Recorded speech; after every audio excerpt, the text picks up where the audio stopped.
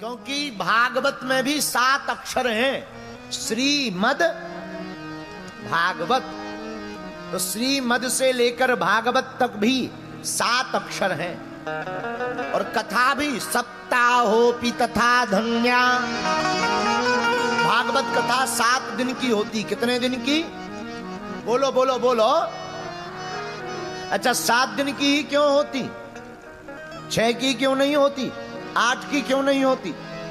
जिंदगी में आप एक बात नोट कर लो, 7 दिन की भागवत क्यों होती?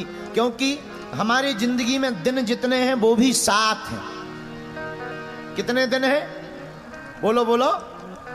सोमवार, मंगलवार, बुधवार, गुरुवार, शुक्रवार, शनिवार, रविवार, तो दिन भी 7 हैं और कथा भी 7 दिन की। सिद्धांत और अर्थ सीधा सा है, 7 दिन की कथा को जो 7 दिन में सुनता है उसके 7 जन्म सुधर जाते हैं। अच्छा, एक और 7 दिन की कथा क्यों होती? पृथ्वी पर 7 सागर हैं। कितने सागर हैं?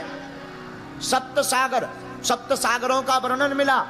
वैसे तो छोटे मोटे मिला के ज्यादा हैं, पर बड़े बड़े 7 सागर हैं। इसलिए भागवत की कथा सुनाई जाती है। 7 सागरों के बीच में ये पृथ्वी है। इस पृथ्वी पर कहीं पर भी 7 दिन की कथा सुनो तो तुम 7 सागर तो छोड़ो, भाव सागर पार हो जाओगे। 7 दिन की ही कथा क्यों सुनाई जाती? 7 लोक नीचे हैं और 7 लोक ऊपर। नीचे 7 लोकों के नाम अतल, वितल, सुतल, तरातल, रसातल, महातल, पाताल। और 7 लोक ऊपर, भूलोक, भौलोक, स्वर्गलोक, महलोक, जनलोक, तपलोक, सत्यलोक। यह 7 लोक ऊपर हैं, 7 लोक नीचे हैं। भैया, जो भी 7 दिन की श्रीमद् भागवत कथा को सुनता है उसे सभी लोकों में जाने का कार्ड प्राप्त हो जाता है। इसलिए भगवान की साप्ताहिक कथा सुननी चाहिए। 7 दिन की ही कथा क्यों सुननी चाहिए? शास्त्रीय संगीत में सरगम के स्वर हैं 7। कितने हैं? सा, रे, गा, मा, पा, धा, नी। बस सा नहीं है, फिर 8 हो जाएंगे। फिर से गिनो। सा, रे, गा, मा, पा, धा और नी। बस ये 7 हो गए। सा फिर से लौट करके आ जाते हो। इसलिए सरगम के स्वर कितने हैं? बोलो बोलो बोलो।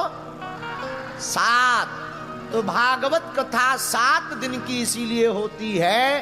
कोई भी साधक इन 7 स्वरों में से किसी भी स्वर में कथा को गाए या सुने, उसकी जिंदगी का स्वर लग जाता है और जिंदगी उसकी रागमय और अनुरागमय हो जाती है।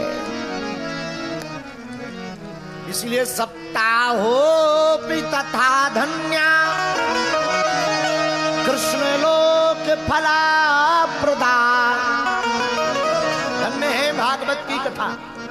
धुंधकारी ने स्तुति की जब भगवान की, बड़ी अद्भुत स्तुति भागवत में की, महात्मा में। धन्या भागवतीर्वार्ता प्रेत पीड़ा विनाशिनी। धन्य है भागवत की कथा जो बड़े बड़े प्रेतों का भी तरन तारण कर देती। भैया, ये कथा कोई साधारण नहीं है। जीते जी कोई सुने उसका तो कल्याण होना ही होना है। लेकिन अगर कोई मर भी जाए और मरने के बाद भी उसके नाम से अगर कथा रखवा दी जाए तो उसका भी यह कल्याण कर देती है। इतनी अद्भुत है। इसलिए जहां भी भागवत की कथा होती है वह कोई साधारण भूमि नहीं, वह श्रीधाम वृंदावन ही बन जाती है। 7 दिन के लिए श्रीधाम वृंदावन हो जाता। बोलो वृंदावन धाम की जय हो, वृंदावन धाम की जय हो। हर हर महादेव। इसलिए आप सब भाग्यशाली हो कि हम सब ठाकुर जी की कथा को श्रवण करने के लिए बैठे हैं।